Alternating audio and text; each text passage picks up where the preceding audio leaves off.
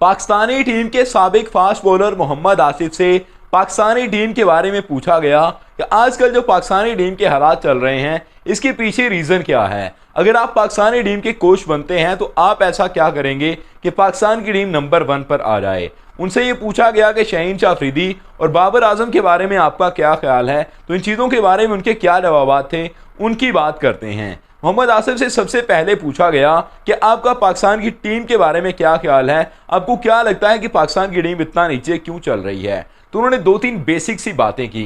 उन्होंने कहा कि गैरी क्रिस्टन को आपने भी पाकिस्तानी टीम का कोच बना दिया।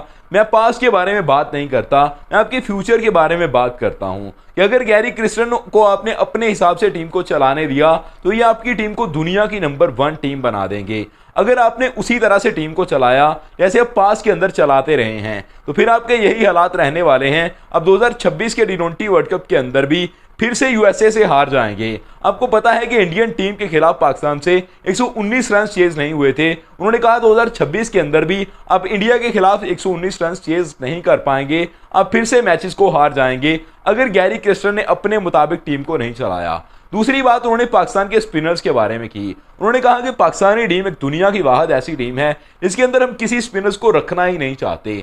हमने अभी टेस्ट के अंदर देखा कि किसी स्पिनर को बांग्लादेश के खिलाफ टीम में शामिल नहीं किया गया था, लेकिन यही प्रोपेगेंडा टी20 के अंदर, ओडीआई के अंदर भी होता हुआ नजर आ रहा है।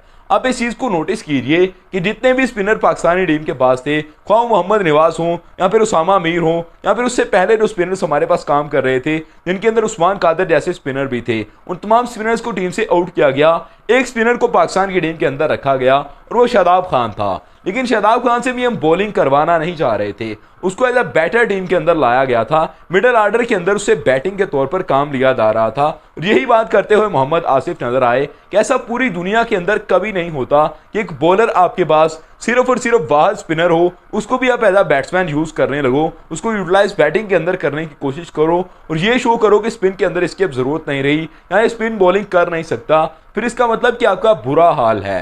मोहम्मद आसिफ ने कहा कि क्लब लेवल पर काम नहीं हो रहा, क्लब लेवल पर जिस तरह से काम होना चाहिए क्रिकेट के ऊपर वो होता हुआ नजर नहीं आ रहा।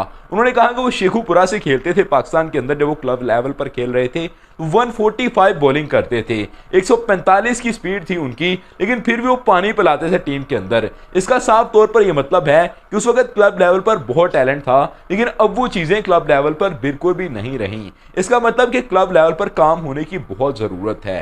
अब आखिरी बात पर आ रही है कि बाबर आजम और शाहीन शाह अफरीदी को क्या करना चाहिए। मोहम्मद आसिफ का इसके ऊपर क्या कहना है। उन्होंने कहा कि शाहीन शाह अफरीदी को नेट के अंदर बहुत अच्छी बॉलिंग करने की जरूरत है, उनको नया बॉल नेट के अंदर प्रैक्टिस के अंदर यूज करना चाहिए, उनको इस चीज को समझना चाहिए कि नया बॉल ऑटोमेटिकली स्विंग होता है। उन्होंने शाहीन शाह अफरीदी के बारे में ही नहीं बल्कि शाहिद अफरीदी के ऊपर भी कहा कि शाहिद अफरीदी को चाहिए कि शाहीन शाह अफरीदी को अपने पास बुलाएं, उनको चीज़ों के बारे में समझाएं कि क्रिकेट कैसे काम करती है, नया बॉल कैसे काम करता है। अगर आपका नया बॉल ही आपसे स्विंग नहीं हो रहा तो इसका मतलब कि आपके अंदर एरर है, क्योंकि नया बॉल हर एंगल से स्विंग हो रहा होता है और ऑटोमेटिकली किसी ना किसी तरफ जाता है।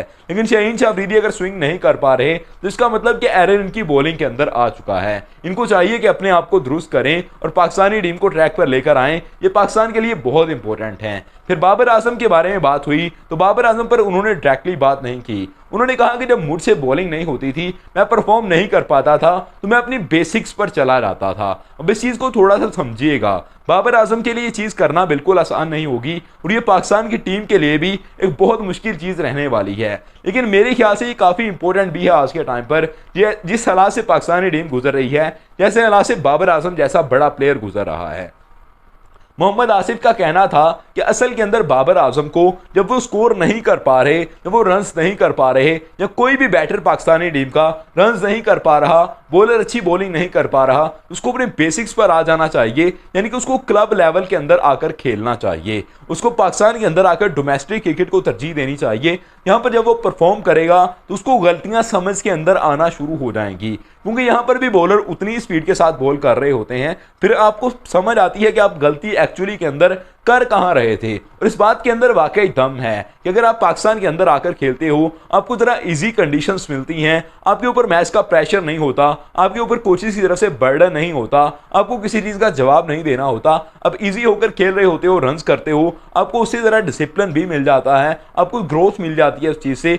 आप दोबारा से खेलने के काबिल हो जाते हो इंटरनेशनल क्रिकेट को। बाबर आजम को इस तरह से कर लेना चाहिए अगर वो लगातार रन्स नहीं कर पा रहे। लेकिन अगली बात जो मोहम्मद आसिफ ने की अपनी कोचिंग के बारे में, उनसे ये पूछा गया कि अगर आपको कोच बना दिया रहा है तो फिर आप क्या करेंगे, आप पाकिस्तानी टीम के अंदर कौन कौन सी तब्दीलियां लेकर आएंगे। आपके पास बहुत एक्सपीरियंस है, अपने बहुत सारी बातें बहुत सारे प्लेयर्स के बारे में कर दी, मैनेजमेंट के बारे में कर दी, कोचेस के बारे में कर दी, अपने बारे में बताइए। तो मोहम्मद आसिफ ने उसके ऊपर क्या कहा, उन्होंने कहा कि मैं पाकिस्तानी टीम के अंदर कोई एक प्लेयर को भी तब्दील नहीं करूंगा, किसी सिंगल इंडिविजुअल को भी टीम से बाहर नहीं किया जाएगा, किसी नए प्लेयर को पाकिस्तानी टीम के अंदर एंटर नहीं किया जाएगा, मैनेजमेंट के अंदर कोई तब्दीली नहीं की जाएगी। फिर होगा क्या, उन्होंने कहा कि मैं टीम को एक यूनिट बनाने की कोशिश करूंगा। कप्तानी की एक दौड़ आपको बहुत मार देती है, उनकी इस बात के अंदर भी बहुत दम है। कप्तानी की दौड़ के अंदर पाकिस्तान के बहुत सारे प्लेयर्स ने अपना नुकसान कर लिया है। बाबर आजम और शहीन शाह अफरीदी के वॉर को देख लें, शान मसूद के कंधे से